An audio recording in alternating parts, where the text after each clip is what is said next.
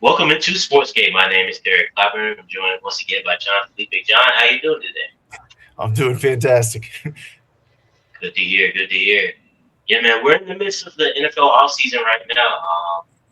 OTAs is just starting up this week, last couple of days, and excited to see what we get to hear from the players and the coaches during this time. As they continue to move forward in their off season. Programs getting closer and closer to the season. Training camp will be in July. You got mandatory mini camps in the next month. So very interested to see and hear what we get from our Panthers organizations and the Colts organizations, and how we can see how our teams are forming and developing, and what we hear from specific you know, position battles and all different types of that. But John, what do you want to hear from OTAs? What are your expectations? What are you excited to hear about? Yeah. So it was cool. The Panthers offensive coordinator and defensive coordinator earlier today just like had some press conferences. So it was cool to kind of pick their brains a little bit and see what they're even looking for. And I'm excited for Brad Idzik to take over as offensive play caller and what we could do with guys like Chris Brazzell, the third round draft pick out of Tennessee, or even guys that we picked up like John Mechie. Yeah. And then and then we get Jonathan Brooks back, our second round draft pick, who I've always been high on. It's only been injuries. It's never been a talent issue. Like, so I'm excited to see what he can do. And then, of course, Bryce, who I think is, just poised to have a breakout season. And I've thought that the last couple of years, but there's been variables preventing it. I think this is finally the year. Yeah, yeah, definitely. It's good to see, good to hear. Hear his maturation as a leader and as a someone vocal and taking command of the offense and then be able to build around him because the last couple of years has been about can Price play? Is he the starter? Is he the franchise guy? Right now it feels like he's more comfortable in knowing that what he can do out there in the field and what he can provide for his team, and then everybody believing him and his abilities. I think this Yeah. helps everything. And we saw yesterday, like we heard yesterday about him being, saw clips about him being vocal and like, oh, this team is accountable. Just letting Oh everybody yeah. know that this is different. Oh yeah, dude. So yeah, I mean that's always good to hear. Like you said, Jonathan Brooks too. Like hearing that he was back on the field. They saw. I mean, we heard that he's like some explosive, but long runs, and then just seeing him out there with his ability to naturally catch the football in the backfield. Even in the videos, in the little videos that we saw, I mean, it's good to see him back out there. But what do you envision him like him in his offense? What different type of element can he bring to the offense? You think that maybe they've been missing, or. I think. Well, one, I think he's a complete back, and so I think he's able to be on the field and catch passes and run the ball down the middle as well as have explosive runs. So the fact that he can do all of that like doesn't it's not a tell like when he's on the field, you know, of what he's gonna do. But on top of that, I think he has the skills to do them all too. I think he's a natural pass catcher and he's fluid in the field. Like he's like the opposite of Xavier Leggett, like he's just very, like I said, the person I compared him to, Arian Foster, just Yeah. very fluid as he moves, and he has the build that he's able to like truck people when he needs to, and he can catch the ball. Like, Mm-hmm. yeah, Yeah, so that definitely brings something. I guess they really. I don't know how much of the offense last year was getting out to the backs and like passing game, but having someone like explosive and elusive as Jonathan Brooks, that definitely gives Bryce another outlet when maybe he's in yeah, trouble or another some outlet. pressures get to him, so that can always help. Um, as far as like the other running backs in the room, I guess the more notable ones, Trevor Etienne, AJ Dillon. you see them being how involved do you see them being in the offense, or you think like most of the bulk is gonna go to Chuba and John? Yeah, I think most of the bulk is going to go to those two, Chuba and Jonathan Brooks. And by the end, I wouldn't be surprised if Jonathan Brooks, like, I think he could be a star level, like, running back, at least for a couple of years. He just has the Right. talent to do it. So, like, I wouldn't be surprised if it becomes a little bit more Brooks than Chuba at a certain point. But I would love to see Chuba as a change of pace back. That would be his perfect role, bro. Him as a 6 man off the bench would be like the best in the league. They would win 6 man of the year, bro. You know what I mean? Yeah. Oh yeah, definitely. I mean, because Yeah, we seen what he can do. I mean, he's an impact player. I mean, we saw what he did last year in the playoffs, big plays he made. So yeah, having two backs that are capable of making explosive plays and can impact the game in different ways is always good to have. You're never gonna have too many good running backs. That's always the case. So right. definitely good to hear. But that hopefully those guys can stay healthy. For the season. You're not that. Oh yeah, especially Jonathan Brooks. Yeah, for sure. For sure. I will be absolutely depressed if he gets hurt again. Like that would make me so sad. That would suck. I mean, Yeah. two ACLs already with this talent, and he hasn't even gotten to show it yet. Like that's the thing that sucks. I think I saw something like he only played like 23 offensive snaps in his career so far, which is kind of crazy to think about. So, Yeah, I mean, seeing him out there is definitely going to be great to see, and I definitely looking forward to going watching. into his third year now, but I think Yeah, it's going to be his first full training camp, OTAs, mini camp, like yeah, all of it. So hopefully, I mean, look at Thomas Davis. He tore it 3 times and then hadn't had a single additional knee injury for like a decade. So yeah. I hope. Hopefully he stays healthy. Yeah, I hope. Yeah, definitely. Position battles are definitely something that an OT once OTAs come around, a lot of people like to talk about. Like to see like the pecking order as far as the depth chart and how it's going to fill out as a Right. roster. What are some of the position battles you're looking forward to? Going into the OTAs, you think is going to be important for the Panthers? Well, I think one to watch now, which people are going to pay attention to, even though we're not in pads yet, but the left tackle position with Monroe Yeah, Freeland, our first round pick, and Rasheed Walker, our left tackle acquisition that we got from the Packers. And so, I mean, one is a first round pick that you put first round draft capital towards, and then the other is a veteran that started in the league about middle of the pack for years yeah, and is signed on a very like value oriented deal. So it seems as though maybe the market wasn't the highest for him, you know. right. So with somebody like Monroe Freeling who has these athletic traits and is coming in raw, it's really all going to be how fast can you learn it. So that's really let's see how smart he is. Oh yeah, oh yeah. Definitely think you think experience is going to be the advantage that Rashid has. Yeah, starting off is definitely going to be experience first. Like it's going to be a steep like learning curve for Monroe, and then for Rashid, he's just going to kind of like learn the language of the playbook and kind of correlate it to his previous experiences playing in the NFL.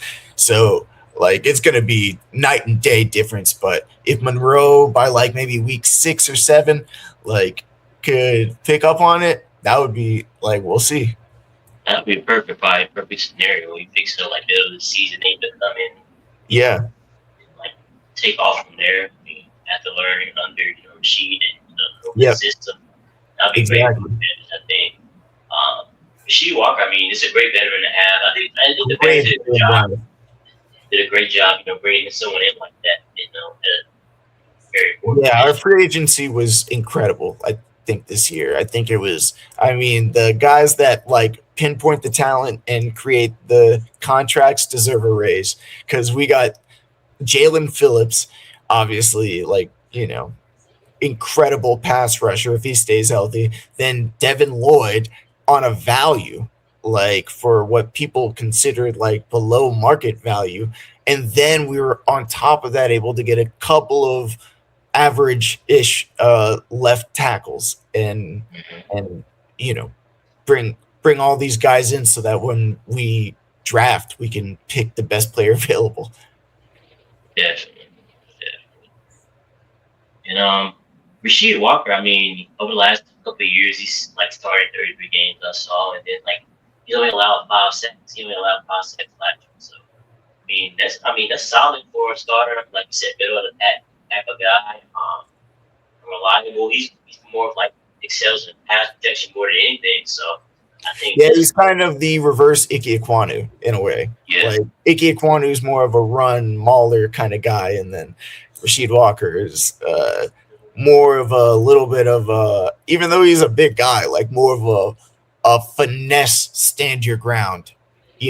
Rather than go forward with impact, he's more of like a stay and guard. You know, yeah. I mean that bodes well. I mean, just because we've been saying that we want the Panthers to be more of a passing team, be more aggressive in the passing game. So that definitely helps as far as like getting them more to pass heavy formations, and, letting Bryce cook more, be more aggressive, get going down the field, and just the overall plan with the offense going to this year, be more balanced, explosive, like we wanted to be, like we saw in glimpses last year. yeah. I know one thing to look at. Tarshet, what's his name? What's his first Deshaun name? Wharton. Deshaun Ward. I know, like, he was put on like the pup list. Yep. So, what do you see with that? Like, who do you expect to step up in absence, or who's going to be next up in it? Yeah, that's an unfortunate injury actually too because he was our biggest free agency signing last year and he battled with injuries throughout the entirety of last year as well. He played maybe half the games and he had his moments. Like he definitely like there's a role for him in this defense, but the thought was him with Lee Hunter and now Bobby Brown was going to unleash what he does best, which is getting to the passer on third downs and being able to like have the clogs opened for him so he can just like slip through. And now we're going to kind of lack that dimension, which is why we gave him all that money for the second year in a row. You know, it's a little frustrating from a fan's perspective, but it has to be frustrating from the player's perspective too to have to have a neck surgery. So I hope he does well and that he's able to come back and like because that's not something to play around with, with the neck. Yeah, definitely. Yeah, for sure. Um, is there any player on the roster you expect to like step up in his absence? I know there's like Cam Jackson, got some undrafted rookies, Aaron Paul, Yeah, Ryan Bray. I mean, do you expect any of those guys to like step up in his I absence? like. I believe it's an undrafted free agent out of Duke. I believe his name is Aaron Curry. But I think Aaron Hall. That's a good enough. Hall, Yeah, yeah, Hall, yeah.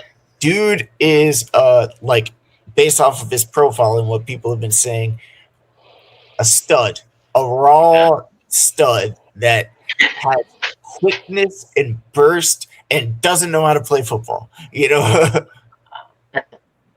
So kind of new to it. yeah, but he has all the tools. Mm-hmm. So I mean, that's the exact kind of undrafted free agent you want. Like Yeah, for sure. somebody like that, and like now he might have the opportunity that Turk Wharton was an undrafted free agent. Yeah. Like so he'll have the opportunity to kind of learn that role and see if he can do it because that defense still needs that role. So Mm-hmm. it will be cool to see a um, Hall out of Duke, like if he could step up and fill it. I definitely think that could be good for the Panthers, especially if you're able to get someone like that, you know, the undrafted free agent to be able to come in and produce as, We've been great with undrafted free agents. I mean, look at Corey Thornton coming back now. yeah, He's the starting nickel right now. yeah, yeah, Crazy. And we got over Shao Smith Wade. And we got him as a undrafted free agent last year for free. yeah. So they're definitely good in that department. So we'll see. We'll monitor that. We'll see how Paul is, you know, adjusting to the NFL game and learning the system and getting comfortable with it, and see if he can actually make his way up the depth chart in that way. With Wharton being out, we'll see what happens with that. I think another interesting thing is, wait, before I move on to another position, do you think they might sign somebody else like a veteran at the defensive alignment, or you think they're gonna wait to see what Uh, it really depends on who they like on the market, but I think no. I think they're going to give the young guys a chance. And then if the young guys aren't showing up, then they might explore the market like panicky. If they sign somebody like during training camp, we should be afraid. they wanted to yet. See what happens. I mean, maybe there's a guy out there, So That's true. definitely got to give the young guys a chance and see what they can do. I mean, you do your scouting and all that just to see getting guys in there that can fit your system. You think may fit your system, your traits or some of the intangibles they have, ability on the field. So yeah, obviously you want to see what they can do at first before you go out and see, sign someone else. But I mean, you got to do what's best for your defense and your team. So whatever it takes, I'm sure you trust the coaches in the front office to make the right decision. Yeah. Yeah. That's what I'm thinking too, because I'm like, for the first time in a while, I'm excited to see what the front office does because I know they've cooked in the past. Yeah, for sure, for sure. I think another interesting position group for the Panthers is the receiver position. I mean, we already know that T Mac and Jalen Cooper are like the top two receivers. Right. But you got to he's gonna emerge as the third receiver. It's gonna be John Mechie. Is it gonna be Chris Brazzell? Is Xavier Legette gonna finally get some maybe with it with the added competition, added talent in the room, maybe he'll step up and do something this year. So what do you expect from that position? The competition, and who you expect to. Man, this is gonna be the most fun competition of all of training camp when we finally get to training camp. Because, like you said, obviously top two guys, T Mac and Jalen Coker, are solidified 1 and 2. And I think that's like, even if it might not be official with Jalen Coker, I think everybody in the building knows it. even Jalen Coker himself. Like so those are 1 and 2. Third is going to be somebody that can add another dimension. And that's why somebody like Chris Brazzell, the third round draft pick, is so appealing. Somebody that 6'4", runs a 4.3, 4.38, 4.37, 40-yard dash, and has hands. Like, he has good positional awareness. That's what we've been lacking with our fast guys. We have not had a fast guy with hands since Steve Smith. Everybody had bad hands. We had Robbie Anderson. We had Ted Ginn Jr. We had Xavier Legette. They're all good at getting open, but the hands aren't there sometimes. So Chris Brazzell seems to have the hands. I call him Brazzle Dazzle.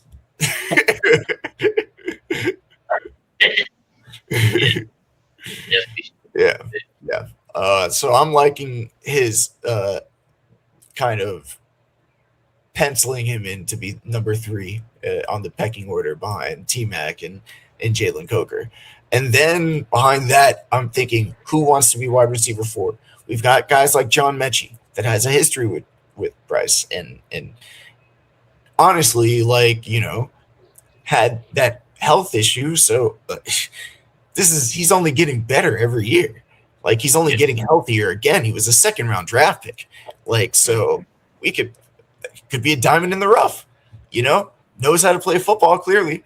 And then on top of that, Xavier Leggett, our former first round draft pick, which doesn't make me sad because I just think of him being the undrafted free agent and Jalen Coker being the first round draft pick. And then when I think about it like that, I was like, oh, that was a good draft. You know? Yeah, hey, it's a good way to look at it for sure. Yeah, that's what I always think of it that way. Yeah. And then behind that, of course, guys like Bryson Tremaine, who's more of a blocker, um, but also has a big, strong frame, 6'5", can catch if you need him to. Had a couple nice third down catches last year, and then David Moore, who I don't think this year we have enough competition that I don't think he's going to make the roster. But it would be cool if he can like stay around and coach or like stay on the practice squad or something. That always works for sure. Yeah. What about Jimmy Horn? Do you think he'll be involved in the offense, or he's more like special teams guy? Or like David Moore? no, Jimmy Horn. Oh, Jimmy Horn. I was like, oh, I'm just saying to David Moore. It sounded similar. But Yeah. Jimmy Horn, that's right. That's another guy, a draft pick out of last year. The thing about Jimmy Horn that's like frustrating, and I love him, like, because I followed Colorado football and whatnot. But the thing that's frustrating with him is he's just so undersized and not big enough to like justify that, and or not big enough. Yeah, not fast enough to justify it. So he's so undersized, and like his speed is just it's good, but it's not. There's no one element of his game that's elite enough to justify it. You know. Right. So it sucks because he's just kind of good at everything. I feel like he's a stud, in the college game. Like, but I don't know if he's really, which is why he fell to the 6th round. But I'm rooting for him still, nonetheless, because I love him as a dude. Yeah, for sure. Um, and the good thing is we won't have to worry about him throwing it to Jimmy Horn or like critical possessions like they did last year. Like In the Rams. Yeah. I was like, why did they do that? But they have guys now. Well, he did. To be fair to Jimmy Horn, he had a stud moment against the Dolphins on that fourth down to close the game out. Yeah, for sure. But yeah, man, I definitely think that the receiver position is pretty deep. I would say. I think that there's a lot of guys that do naturally go out there. Like, a lot of competition on the field. Yeah, competition. And Bryce has he can pick whoever he wants to go to. Has his options. So I definitely think that's a good thing for advantage.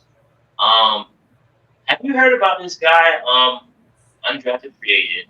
What's his name? Prentice. I don't know. What's his first name? Kobe Prentice from Alabama. He played for Alabama and Baylor. No, I haven't. They say he averaged for 13.5 yards per catch in his college career. So, is this Panthers? Yeah. Okay. That's I didn't even know that. That's cool. Yeah. When I was looking at the receivers, I was looking at like the competition. I saw like this dude. It's like look out, watch this dude right here. This undrafted free agent, Kobe Prentice from Alabama and Baylor, averaged 13.5 yards per catch. Only thing is he didn't really play a lot, so he didn't. His production wasn't great, but they say he has talent, so we'll see what he does. Go out there and see if he does anything. Make some splash plays or. Oh, and that's the fun thing too, because we have the Hall of Fame game, so we have an extra preseason game. And it's earlier, which makes it like hit way more. Like it would be one thing to have an extra preseason game at the end, but like getting football a week early is going to be so awesome. Definitely.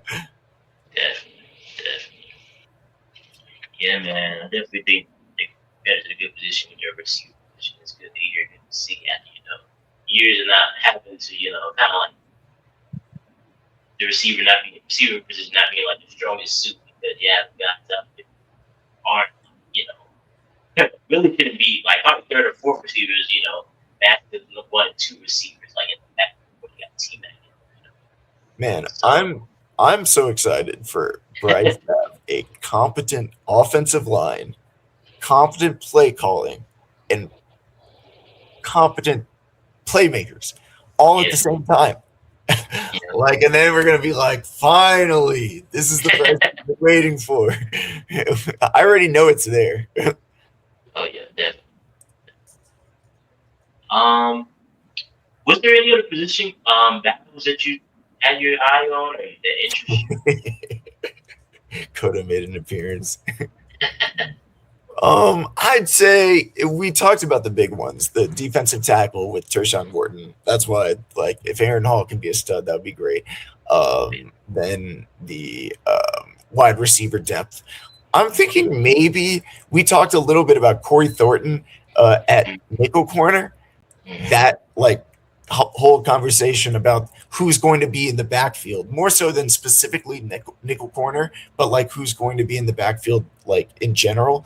Because we have Zakeem Wheatley, the safety out of Penn Oh, State, okay. and also Will Lee, the third, I believe, Yeah. out of Texas A&M. So we have a lot of guys in the backfield, and it's going to be a question of which packages like benefit whose skill set and when to use, who. Definitely. And so you pretty much think that Corey Thornton has that like nickel position locked up over Sean Smith Wade. Not necessarily. I just heard the commentary.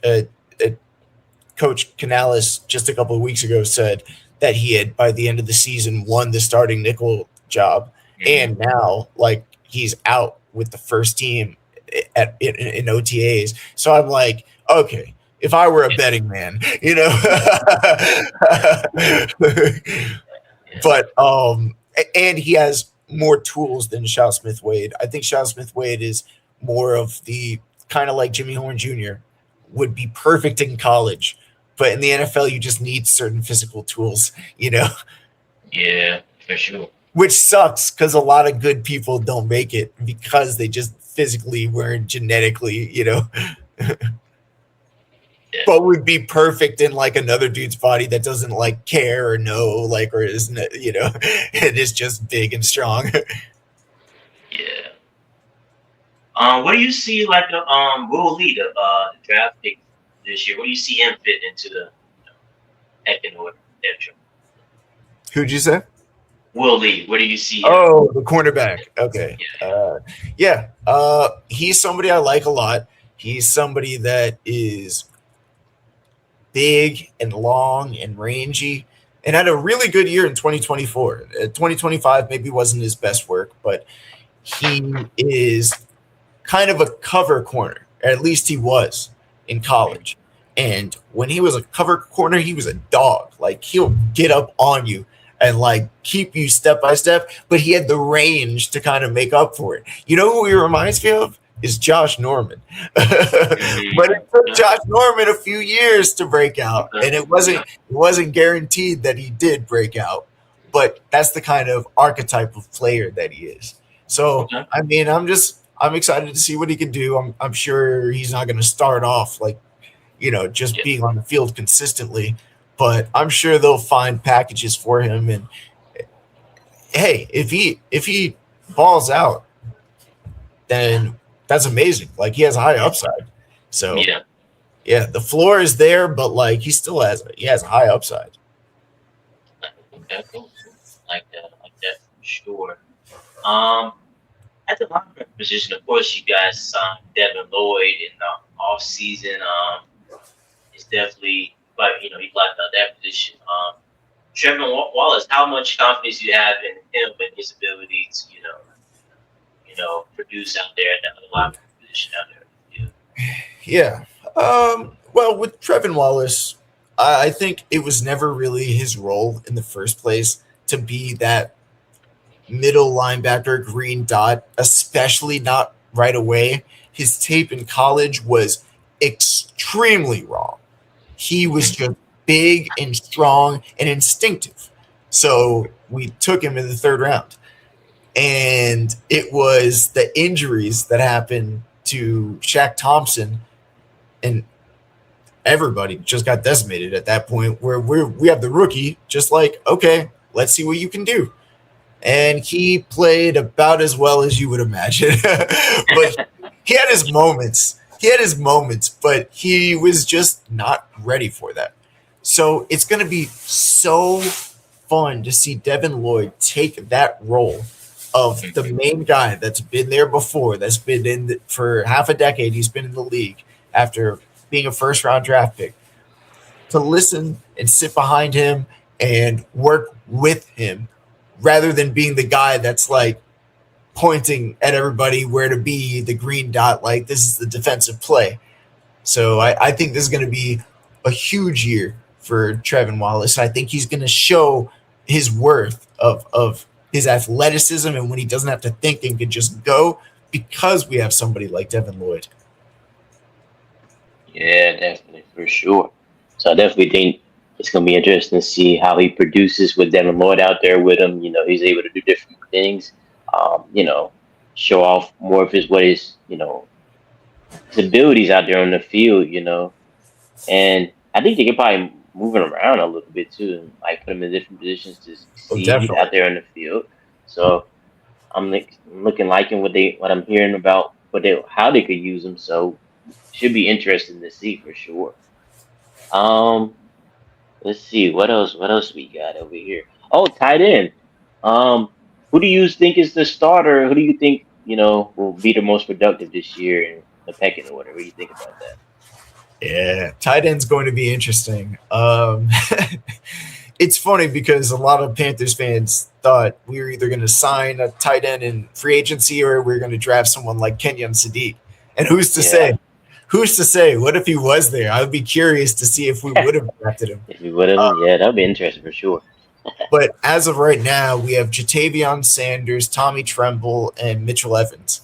And they Mm. both do things differently.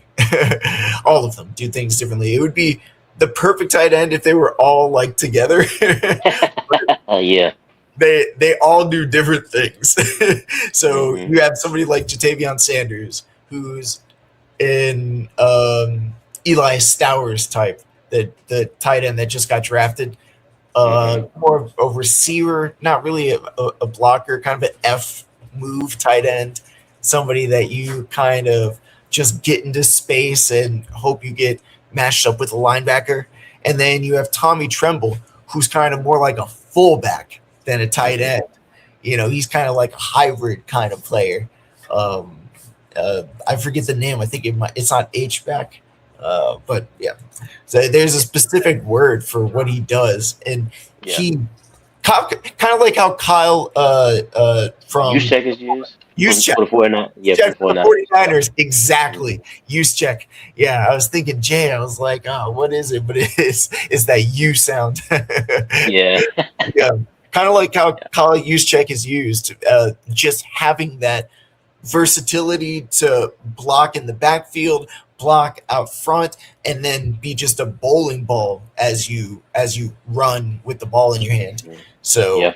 him, and then of course Mitchell Evans, who's more of a pure blocker. Because Tommy Tremble is still relatively undersized for what he Hmm. does, but because he Right. needs to have that, you know, uh, uh, that nimble aspect that an offensive lineman or blocker doesn't have to have. Yeah. Definitely. There's As definitely a going to be the starter or come out with the best stats, I have no idea. your guess is as good as mine, right? Yeah. Yeah. Yeah. It's interesting because they all, have flashes, like have their moments. Like Mitchell Evans had some moments last year. So did Sanders last year. I mean, even Tribble. So I mean, whoever is playing the best at a given moment is probably going to be out there, producing the most. So I The mean, thing I hope Mitch. that they don't do, I think they need to do more flipping of the tight end sets to not give away the play. Like if it's going to be an obvious running play, like sometimes we need to put Jatavion Sanders in there just to make people think that Yeah. Because I'll tell Jenna sometimes I'm like, oh okay, this player's in, then we're about to run the ball, like because they would only put him in if they're gonna block, and then their formation is like, all right, everybody get real close, so they can't stop us from running it. Yeah. You would like it to be less obvious, be able to not make it known to defense what kind of play Hopefully you're calling at Travis that does moment. something like that. Yeah. Hopefully he does that for sure. Because I definitely, I'm sure. I mean, obviously, if you can see, from the At outside home, looking, like at imagine home, people studying it. the guy looking at film, like, oh yeah, every time he's out on the field, they do this run play, they do this pass play. He's like, yeah, for sure. So hopefully, they definitely address that going into Yeah. Yeah. Like I said, I mean, I think it's good that the Panthers have more receivers now, so they don't have to depend as much as like on a tight end position as far as like pass catching. It's like because in the past you're like, man, the tight ends are so Yeah, like underwhelming out there in the field. I want them to be to use another basketball analogy. It's like I want them to be like a center that like attempts a 3-pointer every once in a while. Yeah. Just so you know they're there. They're out there, yeah. It's like, oh yeah, he's out like, there, yeah. Space, but like sometimes you gotta be there just so they recognize it. Oh, you're like applauding him because he has like a great block, like on a long run. He's like, yeah, man, good job. That's right. He was That's out there. I saw you. Yeah, you had a nice block on that guy. Yeah, open that hole for Jonathan Brooks and Chuba out there. Inspirational how you did that.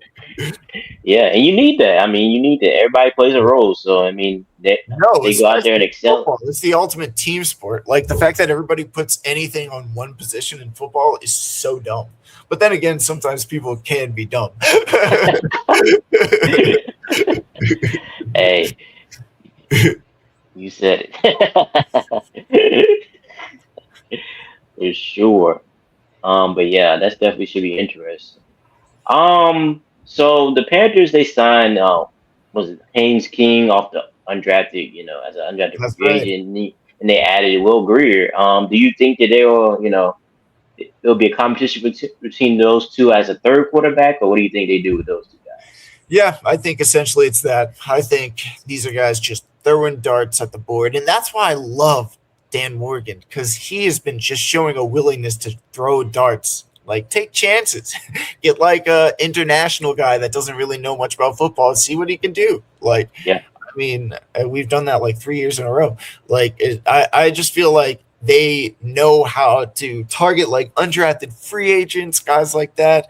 And I think roster building is about churning the edges constantly.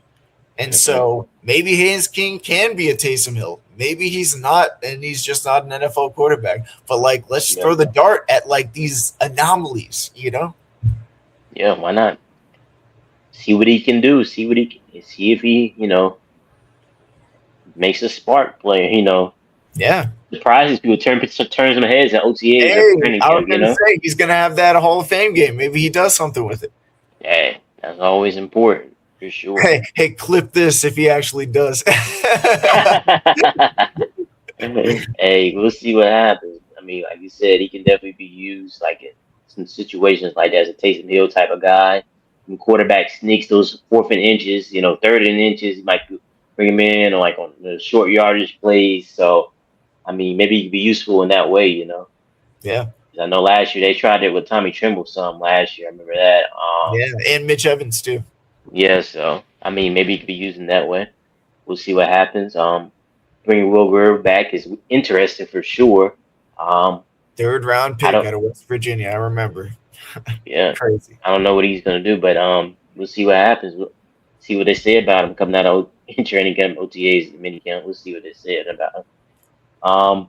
But yeah, man, I definitely think that like I said, the Panthers are in a good position, roster wise. I mean, like I said, I think they did a good job of building depth around, edges, like you said, in each position group. And making sure they have quality guys at each position. Like I said, they pretty much have at least like I guess like you could say middle of the pack type starters at every position at the Oh, very least. You know. I agree. I agree with that. Honestly, our like worst quote unquote position, I wouldn't even say worst, like positions we might be a little lacking at, like obviously tight end is maybe our weakest point.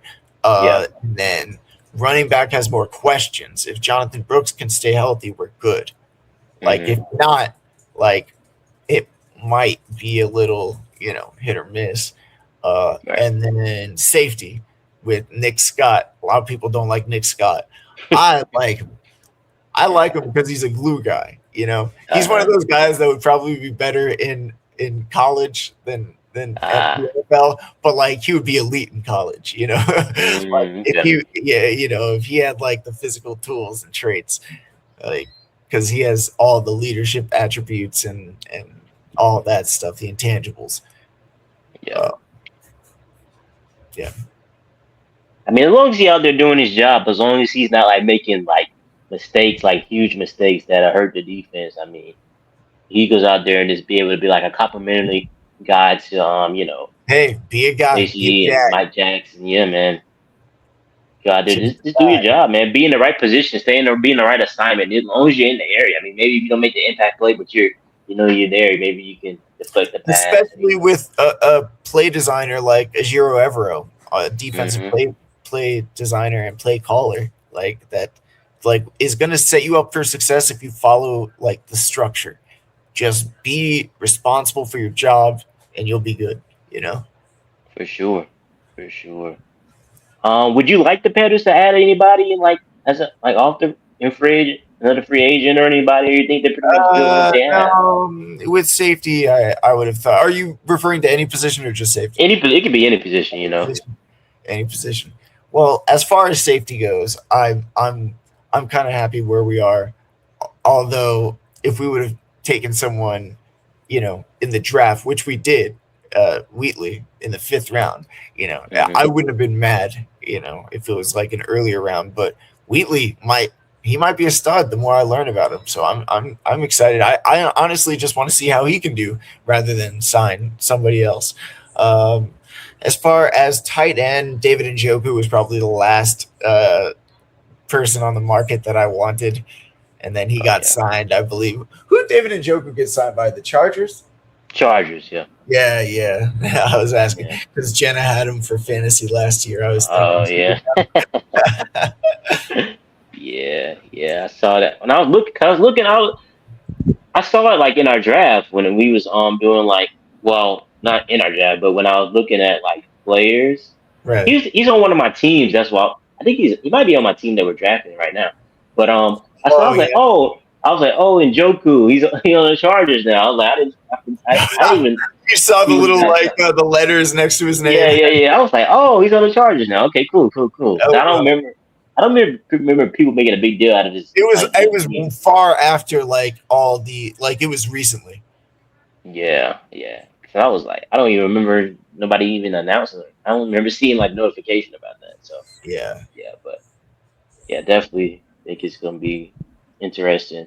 OTAs isn't, seeing those clips. I mean, I'm sure you saw clips from the Panthers. He's like, oh man, getting that feeling that football Oh, feeling back. Oh dude, yeah, dude, that rating practice, dude, and they said it was like training camp vibes. I was like, oh, bro, it's almost football. How many more minutes do we have? 1,687,321. one day at a time. One day at a Yeah, time. right. Oh man, yeah.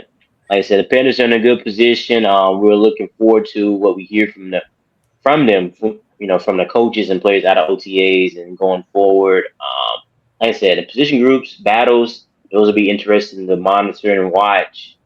Um, like we said, man, the Panthers did a great job this offseason, so it's not too many holes on the roster. So it's like, you just want to see, good competition, what the pecking order may be, the depth chart, who Man, produces the most, just having Bryce able to command an offense that A, he knows because he's been in this system for multiple years now, and B, he has all the pieces necessary to execute. Like, it's going to be so fun to watch. Absolutely, absolutely.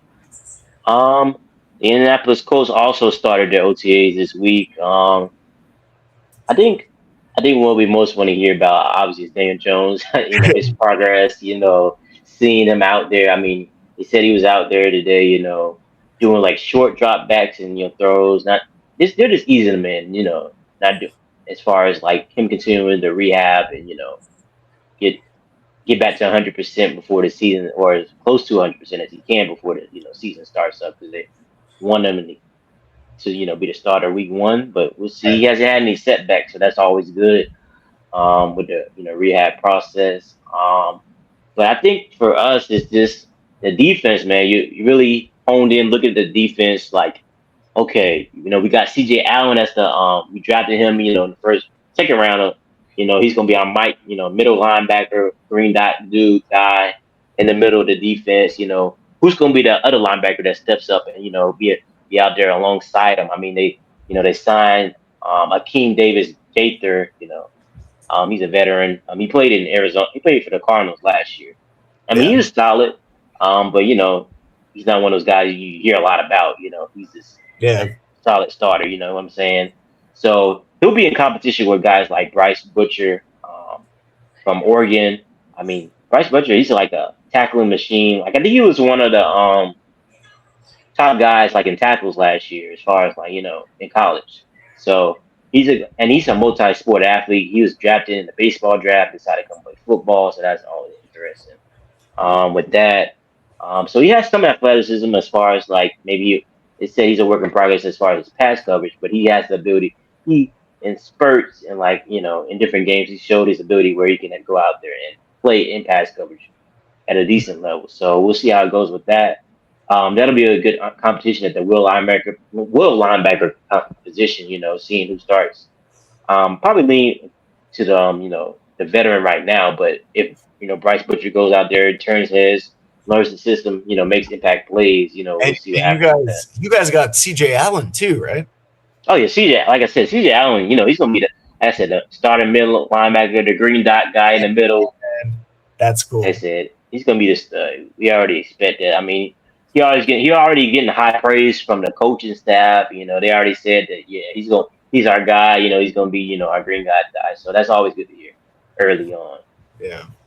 So I mean, like I said, linebacker is one of the positions this offseason that we were like, I'll say that's probably our weakest position going into the offseason. Because we traded Zaire Franklin. Um, so, and then like the guys we had last year, Jermaine Pratt was a big part of our defense last year. I mean, he's so much older now, and we had him out there. I mean, he was. I mean, like I said, he got a lot of tackles, but he was terrible in pass coverage, like terrible. Like you could just see him. You could like tell. He's It's like no more. yeah, you could tell. Like you could see a guy like a tight end. I can almost envision a guy now catching a pass in his area. I'm like, what is this dude doing? Like it's like The way he like does it, crazy. he's like, "Oh wait, let me get up! Oh, stop it! Oh, darn it! All right, one of you youngins get I mean, him." you tackle him like 20 yards down the field.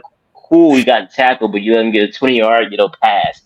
Catch a 20-yard pass. So, That's hilarious. hopefully, like I said, we're addressing that position. I mean, I like some of the undrafted guys we got too. We got Wes Weeks from LSU, Taj Chambers. Those are guys, young athletic guys who are decent. I think those guys would come in and probably. How's Chris Ballard's record with undrafted free agents? I mean, he's solid. I mean, he's not like too bad. Um, yeah, I would say like he's not bad at. He's pretty decent at. I would Yeah, think identify talent in that he's hit on area. a couple of them. A couple of them. More like on the offensive line. I mean, and then Yeah, like I guess on the linebacker, but I think that was like late picks. I think Zaire Franklin was a seventh round pick, if I'm not mistaken. So, yeah. um, but Still, he's that's good value. that's still good value for sure. But yeah, more like linebacker, offensive line, maybe a corner here and there. The lunch Um, pail positions. yeah, Yeah, and also with undrafted free agent, he's willing to take on, you know, international guy like we got. He's in our rotation now on defensive line. Adabore. He's someone that produced some last year for us. He's in the on defensive line rotation. He's an international guy that didn't play football before, but just had traits. Bro, that's like what I think too. Like, with undrafted free agents, like I think teams are willing to take more risks that I like, and it's way more fun because with a draft pick, you need a certain amount of certainty. Because it's a guaranteed contract. With an undrafted free agent, you're just like, that guy's big and fast. Let's see what we can do. Yeah, for sure. It's always interesting. Like I said, I mean, undrafted free agents is you know you might hit on some, you might not, but I mean, at least you're getting guys in there that you think that Mike can produce. You doing taking chances on guys that on traits, or guys that might be Exactly. overlooked. Yeah. So we'll see what happens with that. I think something going back to Bryce Butcher, the linebacker from Oregon. I think in Ricky Minicamp, they said something that stood out to the coaches. They said he's a playmaker. Like they said on the first play, like he forced a fumble against Ricky Minicamp. Like he forced a fumble on his first play in Minicamp. So they said they have That's like really high. cool. I mean, so they have high hopes for him and his ability to eventually, have a significant role in the defense. Um, but man, I definitely think um, the linebacker position is something that we have to really. I'm really looking forward to hear what they're saying about in OTAs, just because you got. I mean, obviously we got CJ Allen. CJ Allen, we already know what he's going to do. He's gonna be great for us. But like I said, at the will linebacker position, like who's going to step up in that area or in that position for us and be productive and be consistent, in their production on the field. So hearing like guys who's stepping up in OTAs, who's competing for that position, who's playing at a high level, will be interesting. Yeah. I think I think another position, the edge. I mean, opposite of Latu. We talked about Latu. He led the team with 8.5 sacks, obviously, which isn't enough or a lot. Like I know, I mean, 8.5 sacks. That was, I mean, to be in the leading sack getter, it's not nearly enough. Yeah, Latu was mainly like I guess our main guy to get pass rush last year, who we depended on mainly to get pass rush.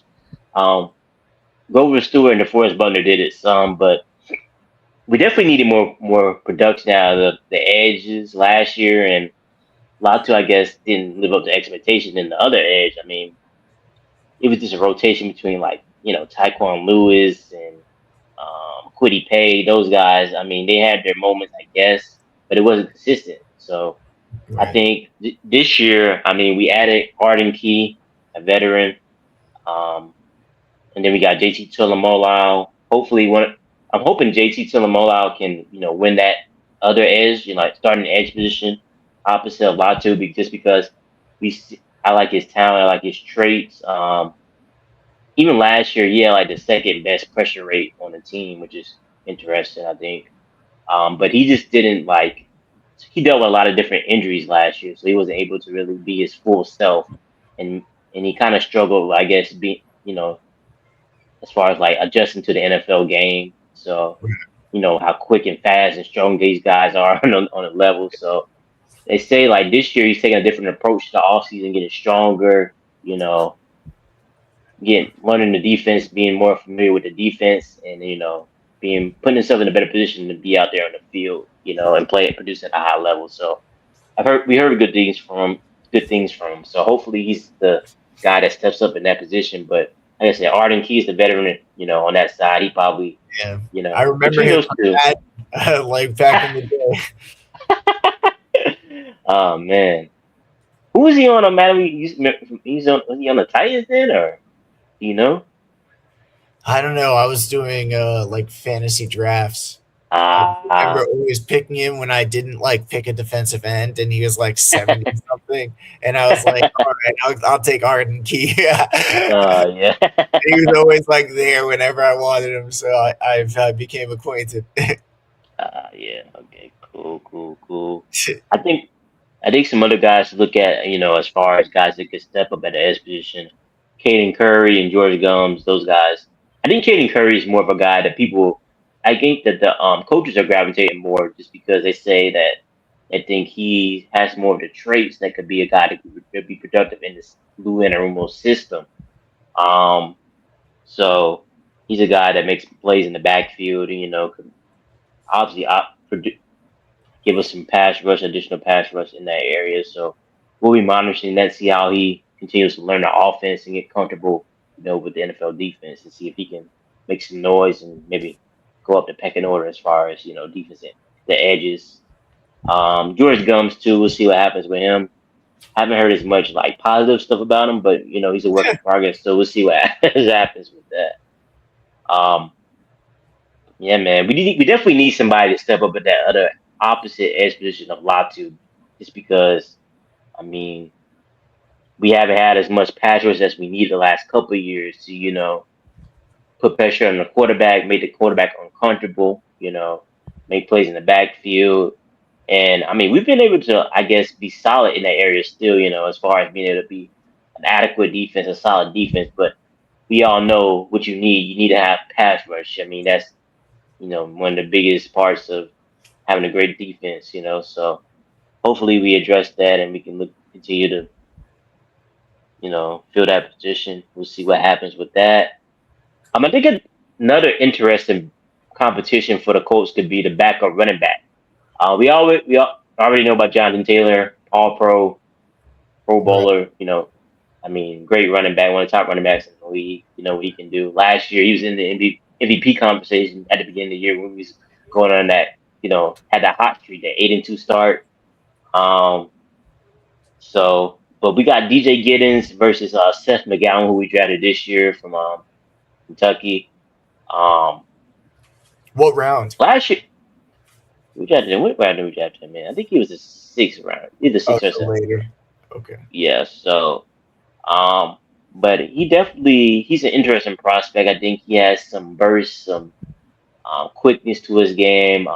He can catch a little bit at the back, out the backfield. He's a little thick for his size. But I definitely think you see it on tape that he has some burst and speed to him. Um, a smart player, I think, has some I think good vision as a running back. Um, and I mean, he has the potential to definitely take over that backup role. I think DJ Giddens last year, he's more of like a scat back, more of a guy. I mean, he's on the smaller side. But the crazy thing about DJ Giddens is he doesn't do any of the things that like a receiving back should do. Like he's not great at catching the ball at the backfield. He's not a good pass blocker, so you can't really play him, as that. And he didn't really like last year. Last year he was just bad out there in the field. Every time he was out there, he didn't look like he knew what he was doing. And he didn't really make plays out there. And so and then he wasn't even good on special teams either. So I'm like, I mean, when you're not even good on special teams, I mean, what can you do? As a guy that we drafted last year. So I Moral mean, support. so Seth McGowan I think has a good shot to take over the backup running back position. And I mean, it's kind of I don't want to have to depend on a rookie as a backup running back. It's kind of bad that we have to even depend on one at this point. Um, so it's interesting. I'm thinking that we may even like sign somebody, and sign a running back before we get into the season, just because we might not have a capable or quality backup running back behind Jonathan Taylor. So we'll see what happens with that. But maybe Seth McGowan steps up and becomes that guy that they trust as the backup in that backup role. But we definitely be looking into that and see how he goes as the offseason continues. Um, Sticking with the offense here. At Robert, I think we obviously know wide receiver. We got Josh Downs. We have shoot, it's blanking me now. I don't know why. We got Tyler Warren. We got Josh Downs. We got Alec Pierce. So those are our top three pass The $1 million catchers. man. Yeah. So we pretty much said the first two wide receiver positions, but that third receiver spot is definitely up for grabs. They signed Nick Westbrook. I used to say his last name. Ikhind, I guess is how you say his last I name. know exactly who you're talking about. Yeah, they signed him.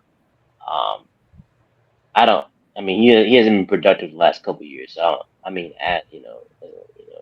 he's a Yeah, veteran though. we're So adding a dimension to the offense than being like a kind of role player himself. yeah, yeah. And then I think the competition probably is between him, Ashton Doolin, and Deion Burks, who we drafted in the seventh round. Ashton Doolin, I think he's really good on special teams. I think he's a good punt returner, good kick returner. He has his moments on the offense. He always has like this play like down the field here and there. So maybe I don't know how much he's gonna be involved in the offense, but maybe he steps up to become that guy. Uh, Deion Burks is interesting. I think that as far as Deion Burks, he had a pretty good season last year in his career in college. Someone that's explosive, quick with the ball. You give him the ball, he makes plays out the backfield, elusive. Like I said, makes plays after the catch. And he's not just a guy that can play in the slot. He can play, on the outside too. So I think he's be interesting prospect for us or interesting player for us. Right. Um, and he's talked about how much he can use him, move him around, and as far as like getting in the ball in different ways, on reverses, jet sweeps, you know, using him as maybe even as a running back on plays, and being able to play in the slot and on the outside as Right. well. So Anything you can do to like get an offensive edge. yeah, yeah. So we'll see what happens with him. I mean, he's kind of on the smaller side, but I think he's like 5'9". I forget how much he weighs, but he's on the smaller side. But I think that he can be productive for us. I'm I'm really interested to see how much trust they have in those guys, or Yeah, will they pivot and go sign someone in free agency? Like I think we've been linked to Debo Samuel. that would be So interesting. I think we'll I mean, you see might if have to they. pay him though, at least a few million. Yeah, yeah. I mean, so we'll see what happens with that. But if I feel like if they went that route, that'd be a sign to us that those guys aren't ready or they don't trust those guys to be that Yeah, third kind of like what receiver. we were talking about before with the defensive tackles for the Panthers. Yeah, for sure. So I think I mean, it's an interesting position.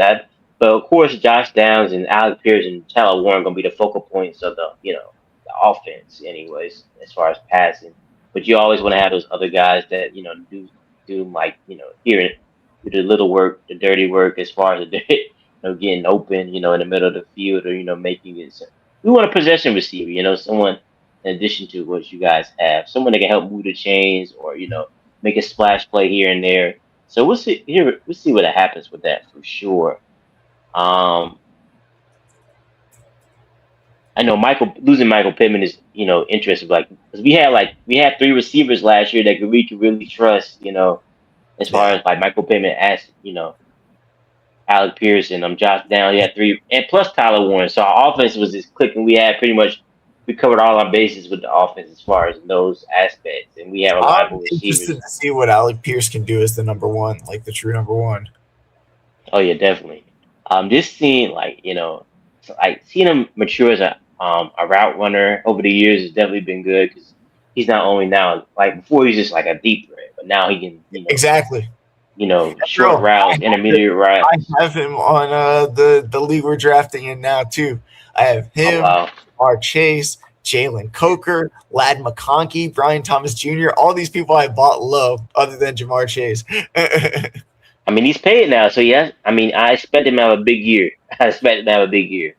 So we Yep. already, I mean, we paid him, so he got to go out there and produce. I mean, we got rid of Michael Pittman, so I mean, there's no excuses. He should be getting it. I'm sure he's going to get a lot of targets. He has to go out there and produce at a high level and be worth. Shows that he worth that. Worth what he's paid. Because he's probably going to have to lead the way in that area. So we'll see what happens with that. But I'm definitely intrigued. I think he has the talent to do it, the ability to do it. So I agree. hopefully he can go out there and show on the field and that lack of I would say depth at the position won't matter as much for what we have. Um, as far as like, oh yeah, defensive line. So you talked about the edge already. Obviously Grover Stewart and DeForest Buckner, they've been like our two staples at that position over the years. DeForest Buckner, he was dealing with that neck injury at the end of the season. So we'll see how he's continued to rehab from that and adjust from that. Anytime you hear neck, is always concerning, like you were Yeah, saying earlier with with, Ward. yeah, Yeah, John so Ward. hopefully we'll see what happens with that. I don't think we had any updates on him. Um, so we'll see how he's continued to progress as OTAs and training comes around. How much news we get from that. But we probably needed some of the younger guys to step up behind him. Like I said, Grover Stewart has been great for us. I mean, but he's getting older. So we're gonna need some other guys to step up. I mentioned Attaboy earlier. As the international guy that we signed a couple years ago, who's now like finding his role in the defense. Last year, I thought he showed flashes as a passer on the interior. Um, but he had 34 quarterback pressures last year, four sacks. So I think he's going to continue to get better, as he continues, continue to get, learn and get more experience playing this sport. Because like I said, he's one of the international guys that didn't, play Right. before, came. So the fact that he's learning, the sport as fast as he has is good already. So he's going to continue to get better. Um, I think we also signed like Jerry Tillery and Derek Najee. Um, those are more depth pieces more than anything. I don't really see them making that much of an impact, but having that depth on the defensive line is always good. Um, I think Kobe Wooden is interesting. Tim Smith, some young guys that you know that we have. That I mean, if they don't play well, I mean they'll be off the team. I think maybe Yeah, Kip those guys. Balls. Yeah, so we'll see what happens with that. I think that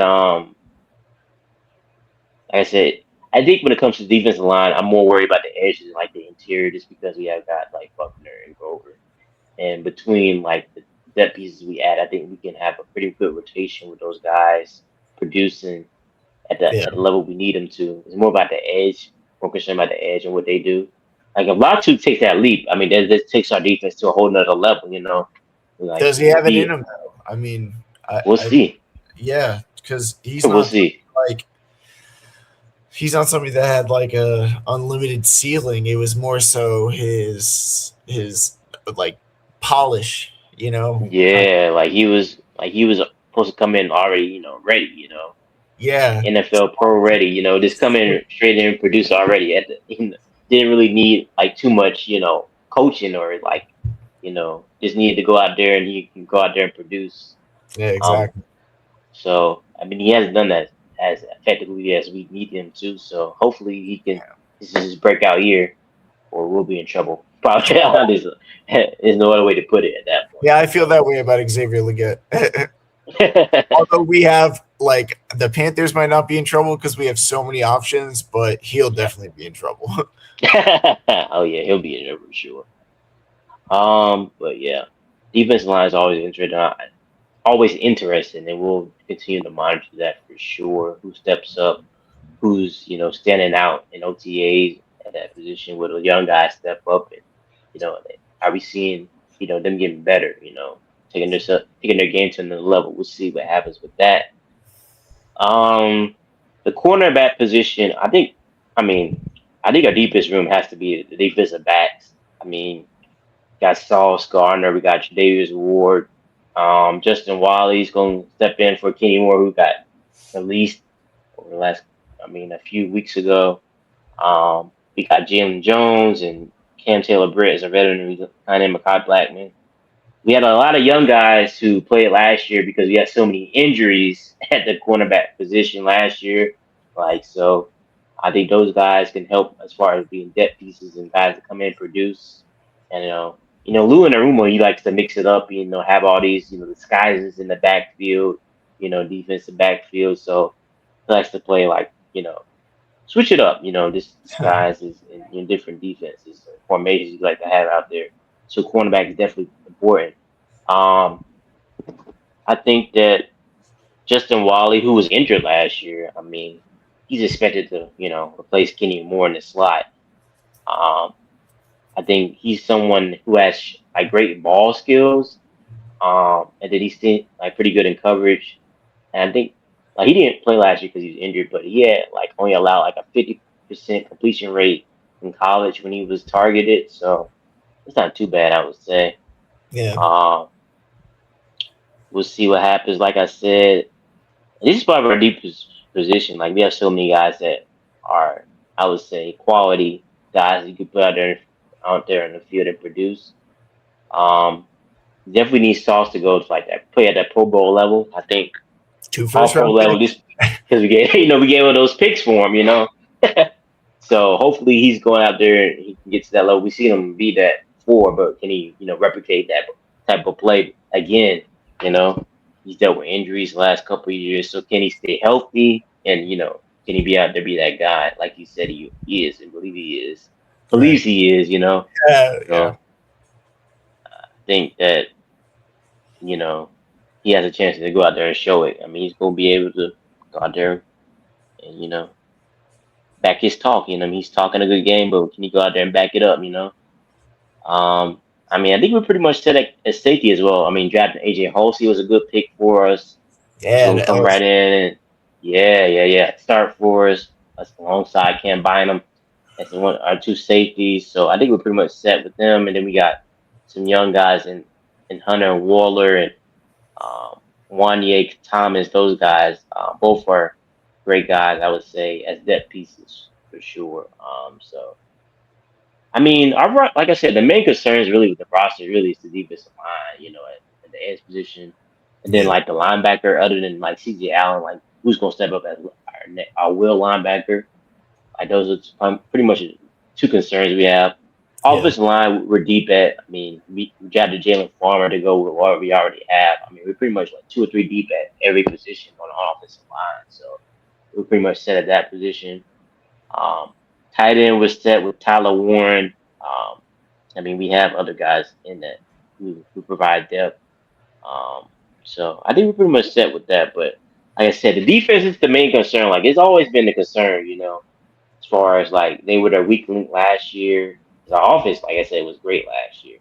I mean, especially when Daniel Jones was healthy. I mean, at the first part of the season, like I said, they're playing like one of the best offenses, in the league. So if he can stay healthy, maybe I'm sure they can maybe not even be like to that level, but at least close to it, and that would put us in a good Oh, position. definitely. Well, at least yeah, close to it because it'll probably be different than Yeah, after they've seen like a season long of tape of the offense and whatnot. But at least close to it. that'll be an interesting one too to see how much they changed the offense, and because people are adjusting to what they did last year. What Yeah. type of tweaks they make to the offense, um, And how how Daniel mobile, Jones can adjust to it. Let's see how good he really is. yeah, and it's how mobile is Daniel Jones going to be because that's a big part of his game too, because his ability to use his legs, That's outside the right. pocket and make extend plays that way. So is he going to be? Because Guys.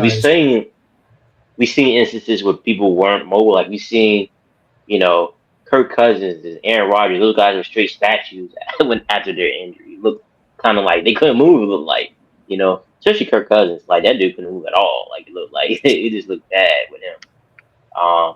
It took Aaron Rodgers a few weeks to get his, footing back under him. He looked better as the season, progressed. But I mean, those guys are older too. So it's like Daniel Jones is as old as those guys. So maybe he'll be more, his recovery will be better. He'll be able to replicate more of his ability than they did, after they came back from Right. torn Achilles. So, I mean, that'll be interesting for sure. But yeah, man, the Colts are in an interesting position.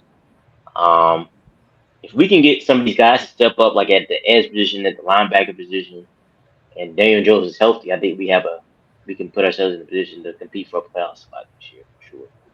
Hey, I mean, it was working last year. Yeah, we'll see what happens this year for sure. I'm interested. Like I said, gonna be monitoring OTAs closely to see how the rehab process is going for Daniel Jones and guys stepping up. We'll see what happens with that. Maybe we make some additions. I said maybe a Yeah. running back or maybe we trade for an edge. A more Maybe we make an weapon addition edge. tight end. Who's to say? I know, right? Right. Because I think, I mean, we've talked about this like all offseason. Like maybe they should trade for an edge, because we haven't like exactly You know found what people are our saying for the guy. Panthers? To trade Yeah, for Cole Kmet from the Bears because they have Colson Loveland. maybe so. Yeah, I Maybe guess we'll so. see. We'll see. I don't think the Panthers are as desperate as the Colts are as far as like I think they're more set than the Colts are that like at that edge. Yeah, I think it'll be more if it's shopped to them or if it's like a good price that we can get him. Like a fifth rounder. If we can get him for a fifth rounder, I would take him. Yeah, for sure, for sure. I Panthers and Colts both would be interesting to see what if they make any more moves, Yeah. going into training camp and that stuff like that. I think, one of the questions that we wanted to ask, in this episode was, why is OTA so important? Because it's like more of like it's voluntary. It's not like everybody doesn't have to be there, but when your players do show up, I think those teams are probably better, for it. When they show up to OTAs, like more guys, and you're able to install your your systems, your schemes, your playbooks, and when people are learning it early, they're getting a head start. As far as like what they need to do. What do you think OTS is important for the off season, Yeah. process? I mean, like, football is the ultimate team sport. And I think first and foremost is building camaraderie, like Yeah. working with people. Like, you don't go to a factory every day and like there's different people. Like the factory works Hmm. because everybody knows each other and they know the jobs. So Yeah. like it makes it function so much more smoothly if everybody kind of has an understanding of each other, and that Hmm. starts at OTAs. That's how you get it into training camp. That's where the greatest teams, the best ones that are really close, get it into the late season, having a camaraderie. Right.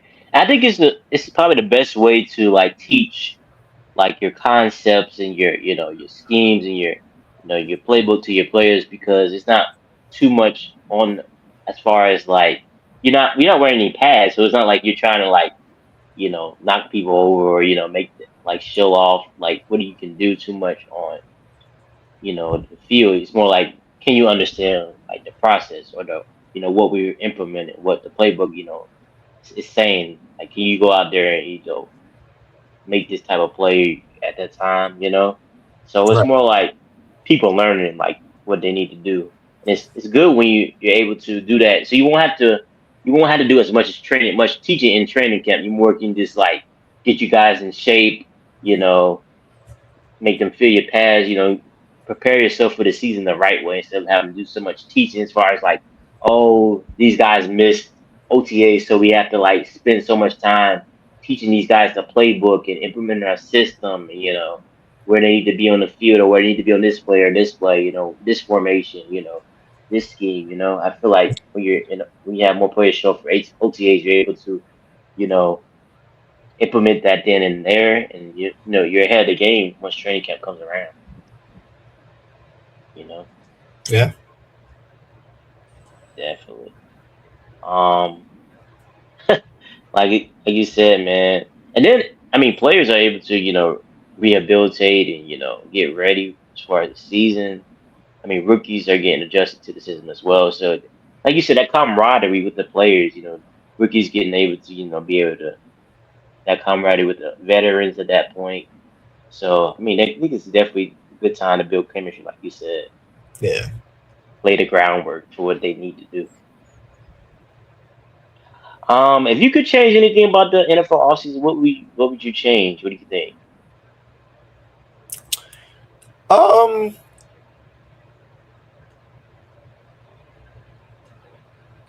I I veered towards maybe like not having access to coaches because I just think about like if coaches and players could just hang out and talk about it all off season long, how much Hmm. further you can go ahead. Um, Hmm. so things like that.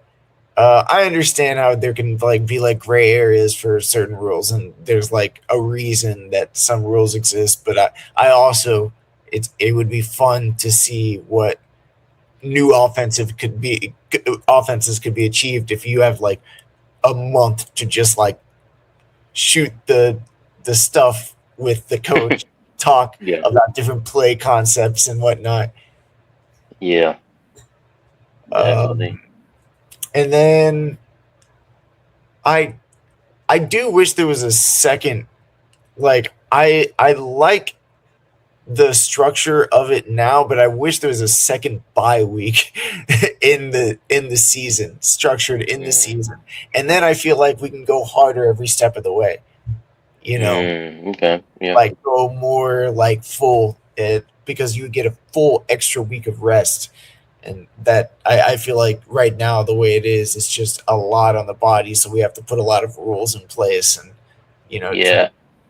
prevent it. Because teams are so worried about injuries and stuff, so they're not trying to like go like too hard, like in training camp, or like have guys like maybe get hurt or anything. Exactly. And before they used to do more like 2 a days or whatever, and it's like Yo, more. exactly. I was thinking about that. I was like, should I Yeah. say that? But then I was like, no, that's too much still. I don't think they should go back to that, but I'm just saying like they used to do that, like, but maybe they can go even make the practices like maybe a little longer or something. Maybe if they had like the extra bye week or something like that. Yeah, that's what I exactly. Yeah. For sure.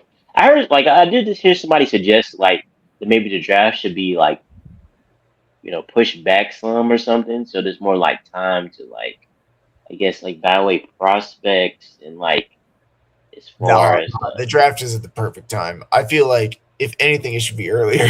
earlier. Yeah, I that's what I was thinking too. Like, and maybe it should be closer, to Yeah, like where it is, because you it's have like, more of the off season that you can actually like work yeah, with. because it does feel like it's a lot of like after the combine, it's so much time between that and the draft. It feels like it's like a long, Why? Why? yeah, yeah, yeah. I thought that too. I was like, why is the draft so late? The NBA just turns right around and like, Literally, like a week or two after the season ends, like the draft is like there, like no, like literally, like the combine is like happening during the playoffs, and then like the draft is like literally a week or two after after the NBA finals ends, and then well, like the NFL draft is like it's months after the I playoffs have end. to ask you, who are you going for in the, I guess, out of the last three teams in the NBA finals? For me personally, I just don't want. I mean, OKC, you don't want I don't know OKC if I to win? want OKC to win. I don't. Even though they may be, I think they're the best team overall. I just think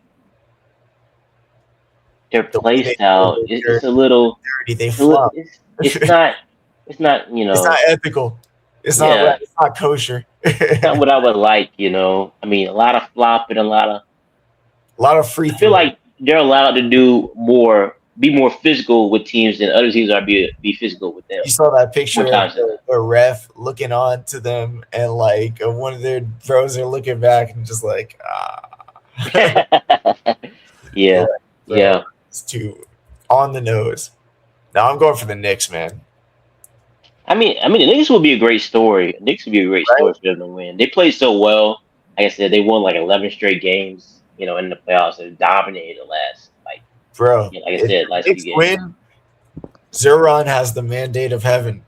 He becomes mayor, and the Knicks win the first year. Yeah, man, Knicks are interesting. I definitely. I mean, I was skeptical throughout the season just because the way they were playing. Um, I felt like they was too Bro, Jalen Brunson wasn't centric like they're during a the season. scrappy team.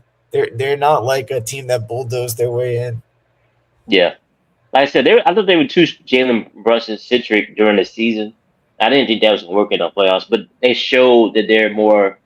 The offense is more free flowing. Like they get more players involved. Like it's more like run, like more like ball movement, more player movement. Right. equal opportunity type offense. So I do like that. I mean, playing through Carl Anthony Towns more. So I think that's definitely exciting. And like the depth is, I mean, the bench has been great. I mean, they have so many players stepped off the bench. Mitchell Robinson, uh, Deuce McBride, Landry Shamet, all those type of guys like that. Um, so I think it's definitely helped them, and they've dominated. I mean, there's no other way to put it. They dominated. They played the best out of any other team right now in the playoffs for sure. But Oh OKC and the Spurs are going through these. They're in a war right now. They're in war. Like they're just like going at each other. I mean, I such a thought the hard fought Spurs were gonna series. win. Like I thought they were gonna win more convincingly, just because I thought Wemby was gonna take over. Like Oh some yeah, games, he looked like he was going to. Yeah, yeah. I think Wemby, his youth is showing just because he's not consistent. Like every game dominating. yeah, Like in the wins, like he's super dominant. Like at 30, averaging 30 points, 10 boards, 4 blocks. In the wins. And the losses is like that's when they're able to be more physical with him. He isn't really adjusting to that very well. Like they're not getting him shots he needs. They're not giving him the ball like in advantageous situations. Like his stuff is more perimeter oriented in losses. It's like, man, get closer to the basket. Let this man all the pick and rolls at the top of the key and run the offense through him at the top of the key. That don't be working. Like you need to get him closer to the basket, at the elbow, at the block, mid post, all that. Get him right. come off like down screens, off the ball screens. Use them in different ways. And I don't think they've done it enough, but it happens. I do think the series is going 7. So I Oh, do think the Spurs are going to win Game 6. I do believe that. So I think he's going to bounce back in Game 6. Maybe he's I going to guess have a we big shall see. game, and then we're going to get Game 7 to see who meets the Knicks in the finals. I think it should be exciting for sure. Um, but yeah, as far as like going for, like I said, I I just want to see a good finals. Honestly, as long as it's competitive and close, I would like. I mean, Spurs Knicks would be good for me, but if OKC is in there, I mean, I won't mind it as long as they're not like as long as they don't the refs aren't too involved in the game. As long as they keep it to a minimum. Yeah, they would be. Yeah, we'll see what happens. I would like Spurs Knicks. That would be fun. That would be fun. That would be a fun series. I mean, I think it'd probably be closer, honestly. Closer. You don't know who would win that series, honestly. I think it'd be more of a coin flip. Okay, see, I think they would beat the Knicks. I just think they're deeper. Like Uh, think about it. Jalen Williams, their starting forward, and AJ Mitchell, the other starting guard, isn't playing, and they were basically beating the Spurs all game long last night. So I mean, they just have guys step up. Jared McCain, how did they get him Wiggins for free? from the 76ers. The 76ers traded him for whatever reason Uh, because they wanted to, get under the cap. Caps they didn't get like that more. he painted his nails. Yeah, that's what it was. Even though they could have used him in the playoffs for sure, Yeah, but it's like that man, bucket. they're so deep and they built their roster so well. You gotta give a lot of credit to Sam Presti because they have guys step up and their team fits so well. But man, I mean, but Wimby, man, I think he's going to show up in Game 6, Yeah. force the Game 7. And I don't know who wins the Game 7. I don't know, but we get a Game 7. I'll be satisfied with that for sure. And I think the finals should be great either way. I mean, as long as the refs aren't too involved, OKC is there. You know what I'm saying? Oh yeah. Is it have too much influence on it? But yeah, that should So, be exciting. And we're getting closer to the NBA draft too, so that's always good. oh yeah, it's gonna be a fun thing to dissect when that happens. For sure, for sure. Yeah, man. Any other last things before we get out of here? You want to say? Hey, go Carolina Hurricanes. They're playing right now. I don't know if they if they're winning, but Oh, yeah, that would be yeah. one. They're close to going to the Stanley How Cup. many games are they from the Stanley Cup Finals? Two. So if they win this one and then win on Friday, 2 wins away. Yeah. Hey, It's 3-2 right now. Carolina sports is on the rise. 3-2. No. Actually, I think 2-1. 3-2 with Okay. Oklahoma City Spurs. Yeah. Like I said, Carolina sports is on the rise. We love to see it. Like I said, let's talk about the Carolina Hurricanes. Who would have thought? I So know, not me. maybe we'll come in talking about that. Maybe like them being in the finals next week. Hey, We'll I see. can't name a single player on their team, but I'm rooting for them. For sure. We're always gonna be rooting for all our Carolina teams for sure. Right. Always. But man, as you always say as we get out of here, go Panthers, go Colts, go Hornets, go Carolina Hurricanes this week. Y'all have a Yeah. good week.